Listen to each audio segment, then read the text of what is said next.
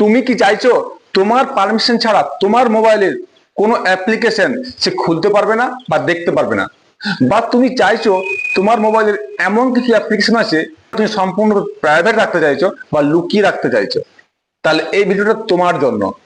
ভিডিওটা শেষ পর্যন্ত দেখুন, আর ভালো লাগলে অবশ্যই একটা শেয়ার করে দেবেন। এর জন্য তোমাকে মোবাইলের সেটিংসে গিয়ে প্রাইভেসি এন্ড সিকিউরিটি ওপেন করতে হবে। তারপরে ওখানে অ্যাপ লক বলে একটা অপশন আছে, সেটা অন করে প্রাইভেসি পাসওয়ার্ড সেট করতে হবে। পাসওয়ার্ড দিয়ে আবার কনফার্ম পাসওয়ার্ড দিয়ে তুমি যে অ্যাপ্লিকেশন গুলো লক করে রাখতে চাইছো সেগুলো সিলেক্ট করলে সেগুলো লক হয়ে যাবে। অন্য কেউ যখন তোমার সেই অ্যাপ্লিকেশন গুলো দেখতে যাবে তোমার পাসওয়ার্ড ছাড়া দেখতে পারবে না।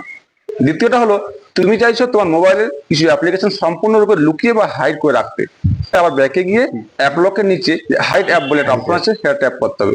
ওখানে দুটো অপশন আছে, নিচের অপশনটা অ্যাক্সেস বা ডায়াল প্যাড, এটা চুজ করে হ্যাজ 4 ডিজিট নাম্বার হ্যাশ দিয়ে পাসওয়ার্ড সেট করতে হবে।